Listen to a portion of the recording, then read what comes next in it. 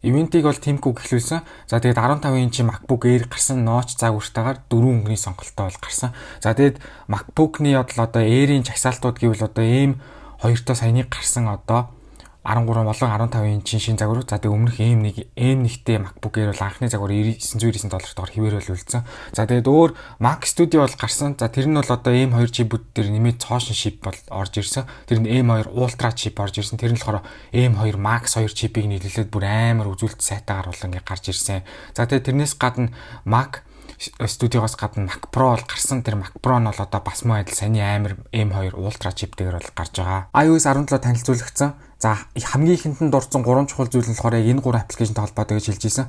За тэгээд контакт апн дээр одоо юм кустом болгоод тэр тухайн үнэн заалгангуут бол ингэж харагддаг болж байгаа гэдэг бол хэлж ирсэн. За тэгээд энийг бол яг iOS 16 дээрх lock screen шиг яаж өөрчилж болдог шиг мөн адил одоо контакт апн дээр бас ингэж гоё нарийн гоё өөрчлөлт болдог гэдгийг бол хэлсэн. За тэгээд live voicemail гэдэг юмыг бол ярьсан. Тэр нь болохоор юу вэ гэхээр тухайн хүн ингээ voicemail яг үлдээж байхад нь шууд одоо чи утсаа авахгүй байсан ч шууд ингээд одоо скрипт маягаар шууд ингээд хэлж байгаа үг нь гаргах юм байлээ. Яг тэгж ярьж байхад нь чи яг accept дарах юм бол үргэлжлүүлээд тэр хүний яг тухайн момент нь бол ингээд сонсож болно гэдэг өөрчлөлт бол орсон байлээ. Тэр нь бол аюу гой санагдсан. За тэгээ тэрнээс гадна FaceTime-аар ингээд яг залгахад тухайн хүн чинь нэр боломжгүй байвал одоо дугаар хадгалах үйлчилгээ шиг FaceTime-ны тодорхой дүрс хадгалах тийм одоо шинэ функц бол орж ирж байгаа гэж бол хэлж ийсэн. За тэгээд тэрнээс гадна мессежн дээр нэг юм бичиж байгаа. Тэрэн дээрээ дахиад нэг юм нэмэлтээр бичиж явах юм бол илүү ингэ нарийн хайлтын одоо систем нь бол орж ирж байгаа гэж хэлж ийсэн. За тэгээд catch up буюу одоо ингэ группээрээ ингээд мессеж бичиж яхад тэр баруун дээд буланд чинь тийм суман дээр нь дарах юм бол одоо catch up буюу тэр яг чиний яг уншаагүй мессежн дээр ч юм бол аваачч бол өгж байгаа гэдгийг хэлж ирсэн. За тэгээд swipe to reply нь бол хамаагүй хурдангуй ажилтдаг болж гэдгийг бас хэлсэн. За тэгээд тэрнээс гадна аудио мессеж ирэнгүүд тэрийг юус сонсох боломжгүй бол ер нь бол доор нь шууд бас дахиад скрипт маягаар шууд заавал сонсохгүйгээр скрипт маягаар гаргаад ирнэ гэж хэлж байгаа. Гэхдээ энэ зөвхөн болоод англи хэл болон бусад хэлүүд дээр л бол боломжтой. За тэгээд найзтайгаа бол яг хаана байна вэ гэдгийг бол одоо локейшн бол одоо ингээд шеэрлэх тийм гоё зүйл орж ирж байгаа юм байлээ. За тэгээд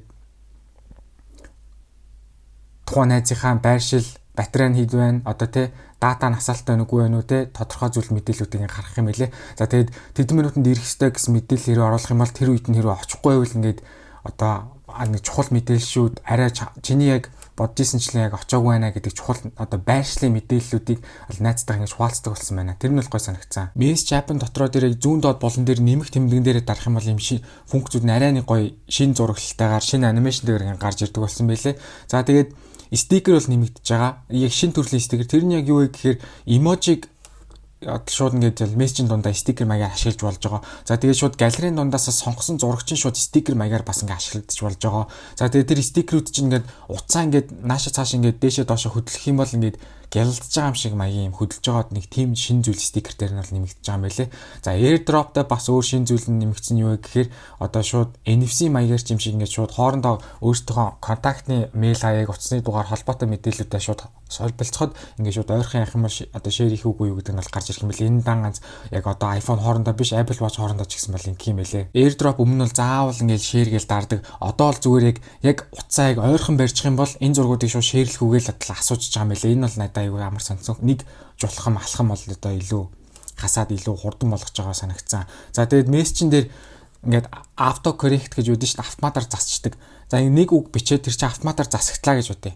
Тэгээд тэр засагцсан үг нь чиний хүснээр засагтаагүй байвал тэр үгэн дээрээ дараа чи буцаа хуучных шиг болгодог нэг тийм шин зүйл орж ирж байгаа гэдгийг бол хэлж ийсэн.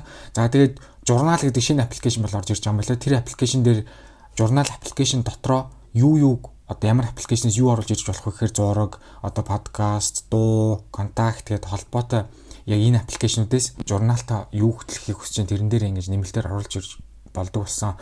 За тэгээд Standby гэх нэг цоошин юм орж ирсэн. Энэ нь бол одоо юу гэхээр уцаа ингээд далилга тавих юм бол одоо ингээд одоо цаг одоо хэрэгтэй нэг зүйлсүүдийг чинь ингээ харуулна гэсэн үг. 14 Pro Max-ууд бол always on display байдаг учраас шүн мөн яг хажуудлын шүүгний хажууд тавих юм бол яг нэг цаг шиг ер нь бол яг ажиллаж байгаа нь яг харагдана гэсэн үг. Бусад always on display утаснууд бол заавал дэлгэцнээр дарж идэх Standby-гаар ер нь бол харна гэсэн үг ээ. За тэгээд энэ дан ганц одоо цаг харуулахаас гадна одоо зурагнууд, одоо хэрэгтэй виджетүүд, одоо Siri ашиглах юм бол бас ингэж харагдана гэдэг зүйлсүүдийг бол харуулж исэн. За тэгээд би бол яг community sector пост маягаар бол оруулж исэн. Hey Siri биш зүгээр л Siri гэж хэлэхэд бол ажилтдаг болно гэдгийг бол би хэлж исэн. За тэгээд Siri гэж хэлдэг бол ажилтдаг болж байгаа өөрчлөлт бол iOS 17 дээрээс одоо ингээд орж ирж байна. Энэ нь бол надад маш гоё санагдсан. За тэгээд төгсгөлтний хамгийн одоо муухай мэдээ гэвэл iOS 17 суух боломжтой гар утаснууд дундаас iPhone 8, iPhone 8 Plus, iPhone 10-ыг бол та нар бол олж бол харахгүй байгаа. Тэгээд ямар ч үсэн энэ жилээс одоо ингээд энэ намраас одоо өнөөдрөөс ингээд iPhone 10, iPhone 8, iPhone 8 Plus барьдаг хэрэглэгч нар маань iOS 16 дээрээ үлдэж iOS 17 суух боломжгүй болж байна. Үнэхээр одоо харамсалтай байна. За тэгээд үргэлжлүүлээд iPad OS бол танилцуулагдсан. Яг тэр лого нь бол яг iOS 17-ийн логогоос арай өөр байсан. Яг тэр хоёр өөр үйлдвэрлэлийн систем болохоор бас дизайн ч гэсэн хоёр өөрөөр гарч байгаа шиг байсан. За тэгээд iPad OS-ийг яг одоо тэр демог нь болохоор Craig ах бол шууд iPad-а барьж байгаад харуулсан явцсан. Ингээд home screen дээр widget-үүдийг тавиад шууд одоо widget-үүд нь ингээд шууд тухайн одоо дэлгэцэн дээрээсээ ингээд одоо дарж ингэж шууд ингэж одоо оролдож болдог маягаар бол ингээд бол болно гэдгийг нь бол хэлж ийсэн. Гэрэл асааж унтрах home kit-үүдтэй эсвэл одоо подкаст ч юм уу дуу сонсохдоо шууд дээр нь дараад бол явж болно шүү гэдгийг бол хэлсэн. За тэгээд тэрнээс гадна home screen-ээ өөрчлөхөд яг удаан дараад яг ямар юм нэмэх яаж custom болгох юм гэдэг бүгднийг нь бол ингээд хэлж ийсэн. За тэгээд тэрнээс гадна мэдээж хэрэг нэг live нэг lock screen-ээр гарч ирж байгаа аппликейшнууд яг хүргэлтийн болон яг яг live явж байгаа холбоотой аппликейшн юм чинь яг ингээд lock screen дээр нь бас iPad-н дээр чинь харагддаг болох нь байх шүү. Тэрнээс гадна бас таймер дээдэлтэй 4 удаа явуулна гэдэг 4 удаад бүр ингээд таймер харуулна гэж бол хэлсэн. Тэр нь бол амар гой санагдсан. Энэ iOS 17 дээр одоо нэмэгдээсэй гэж бол шууд тухайд хэлж яхад нь бодогдсон. За тэгээд тэрнээс гадна яг эрүүл мэндийн аппликейшн бол iPad-н дээр орж ирсэн. За өөр нэмэлтээр гэвэл PDF-тэй холбоотой мундаг өөрчлөлтүүд орж ирж ирсэн. За Notes-тэй холбоотой мундаг өөрчлөлт бол iPad OS-тэй л орж ирж ирсэн. Яг iOS 17-тай харьцуулахад iPad OS 17 бол арай цомхон тэгт ямар ч гэсэн одоо iOS дээр угаасаа байдаг юмнууд iPad OS дээр ингээд яг ямар ч гэсэн баг ингээд орж эхэлж байгаа нь бол ингээд анзаарах цаа угаасаа л тэгж ирж ирсэн. За тэгээд тэрний дараа Mac OS бол танилцуулсан. Mac OS жил болгон яг ямар нэр өгөх вэ гэдэг бол үнэхээр сонирхолтой байдаг. За тэгээд одоо Craig ах бол одоо бидний энэ жил одоо дараагийнхаа үйлдвэрлэлийн системийг нэрлэхийн тулд одоо яаж яасан гэж өөрийнхөө адармаатай юмнуудыг ярьж байгаа л бид нар одоо macOS Sonoma гэж нэрлэхээр болсон гэж хэлсэн. Тэрийг би сонсч байсан. Ямар амар сонир нэр вэ.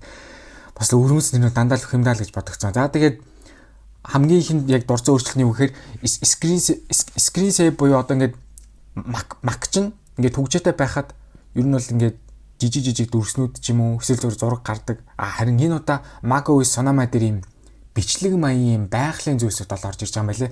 Тэгэд Mac-а ингээд түгжээгийн талаад оронгууд тэр яг лайв явж байгаа дүрснийг жоохон үргэлжлэх юм байлээ. Тэр нь бол надад айгуугай санагдсан. За тэгээд тэрнээс гадна widget-ийн өөрчлөлт бол орж байгаа гэж бол хэлж ийсэн.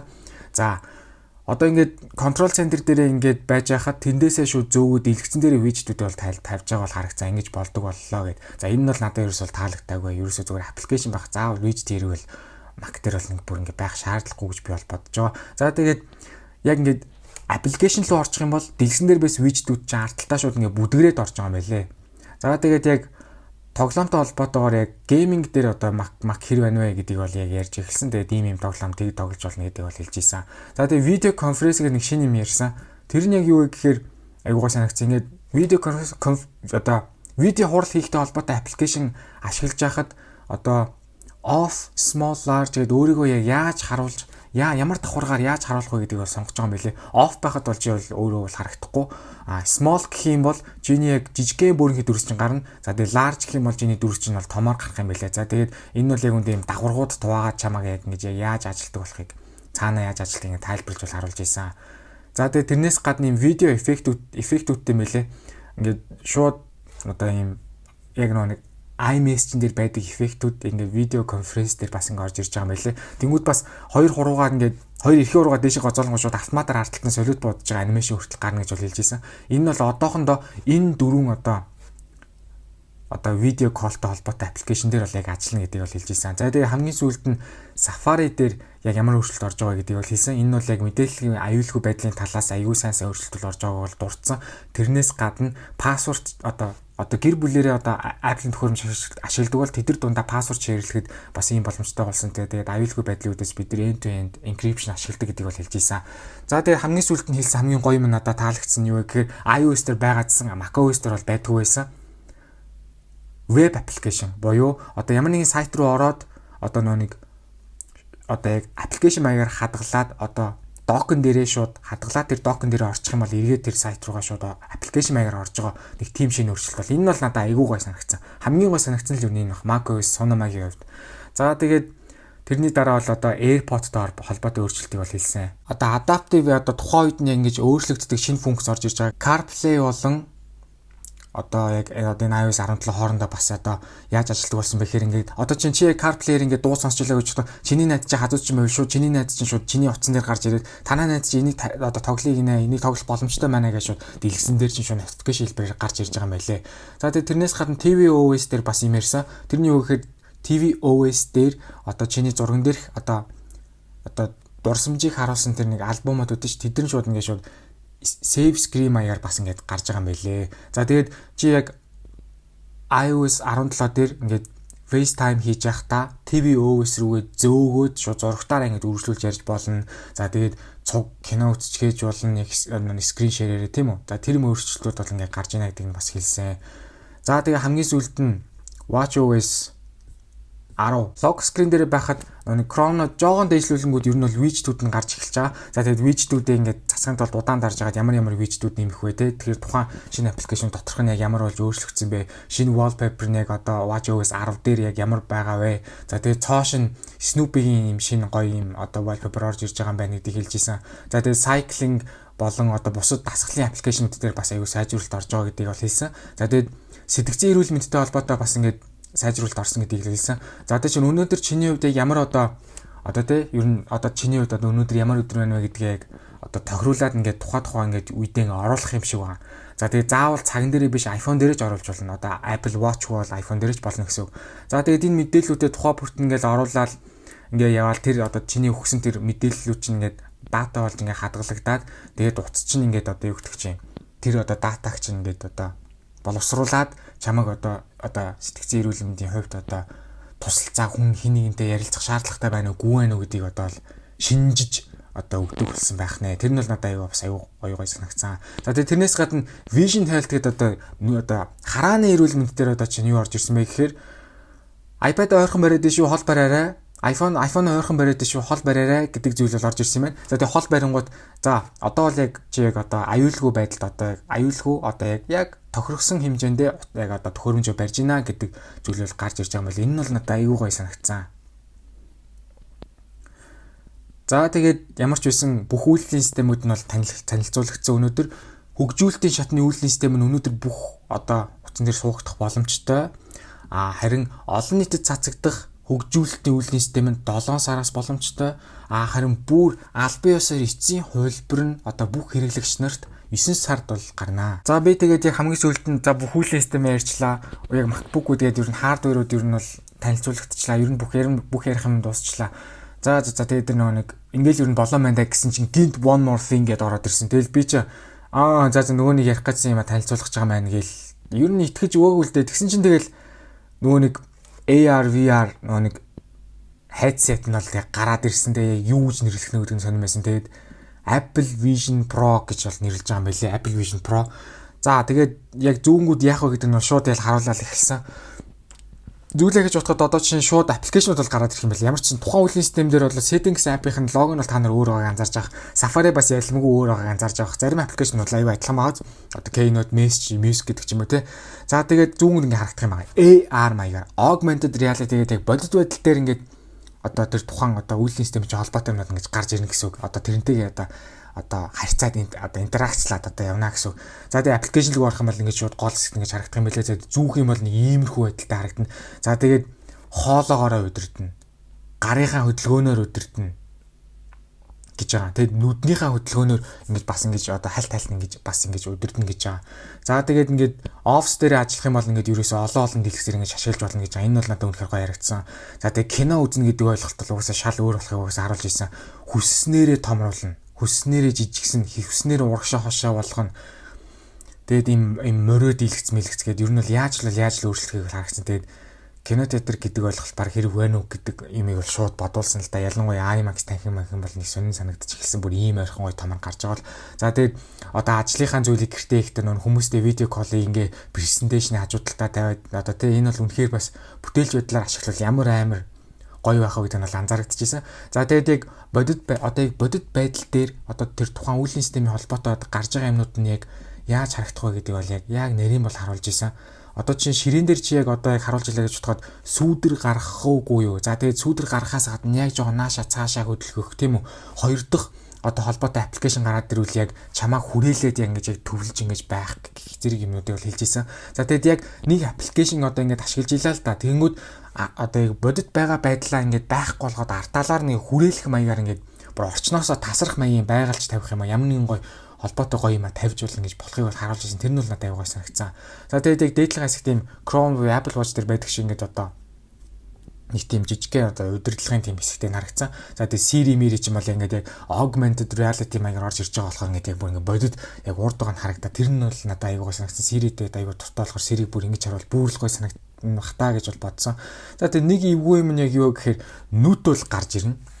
Энэ бол жоохон эвгүй. Тэгээд энэ л надад жоохон сонир харагдчихсан.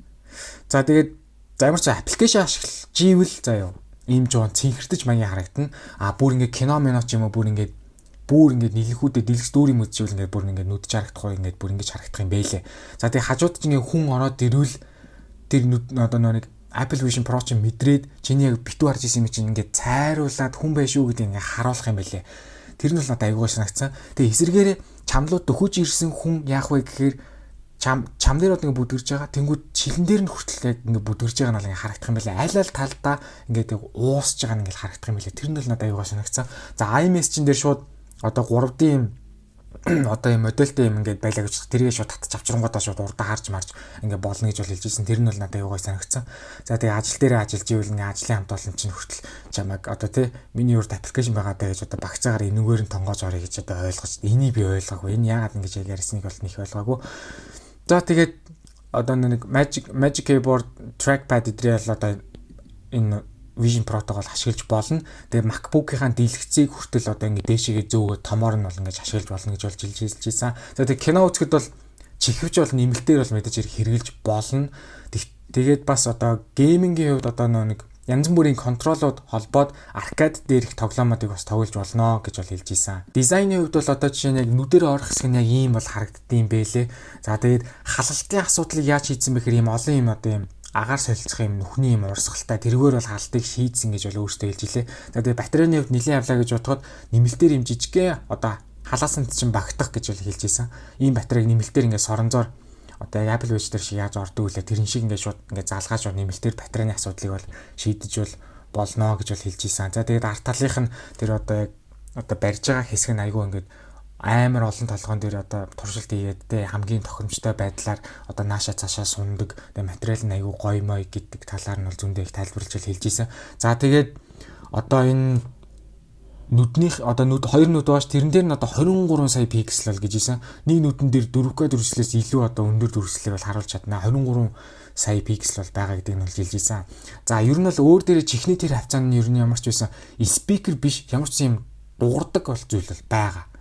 Ямар ч үсэн дуурна ямар нэгэн зүйл хийхэд бол дуурдаг хэсэг бол байгаа. Тэр нь бол ямар ч үсэн байгаа юм байлээ. Огт дуурахгүй гэсэн үг бол биш. За тэгээд үндсэн одоо төхөөрөмжн дээрх нарийн зүйлсээ бол ярьсан. Үндсэн камертай гэж байгаа. 2 камер байгаа байлээ. Тэгээд доошоо харсан камер байгаа гэж хэлээ. За тэгээд IR одоо illumination гэдэг одоо харуулж байгаа зүйлстэй холбоотой. За тэгээд дахиад 2 талтай ингээд камертай. Тэгээд одоо iPhone дээр байдаг LiDAR sensor буюу AR-ын хөгжүүлэлтэнд ашиглагддаг одоо айгүй чухал сенсор байгаа шүү дээ. Тэр одоо зүйл одоо яг таг гол нь байх юм байлээ. Тэгээд True Depth камера бас байх юм бэ нэлээ. За тэгээд нүднийх нь хэсэг дээр юм жижиг юм LED-үүдтэй юм байлээ. За тэгээд IR камер бас ингээ байгаа юм байлээ. Дахиад бас яг урдаас камертай юм бэ нэлээ. За тэгээд хүчин чадлын хувьд яаж байгаа вэ гэхээр 2 чиптэй. Apple Silicon буюу M2 чип. За тэгээд өөрийнх нь R1 чип бол байгаа юм байлээ.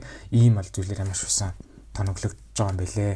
За тэгээд ямар ч байсан өөрийнхөө дүрсийг чинь ингээд ямар ч сан таниад хадгалаад аваад үлдчих юм байлээ. Тэгээд хин нэгэнтэй яг зүгээд ашиглаж яхад цаад хүндээ чи яаж харагдах вэ гэхээр чиний хідний скант чи ерөнхий дүүрс чинь яг хөдөлж байгаа байдлаар нөгөө хүнд бол харагдана гэж хэлээ.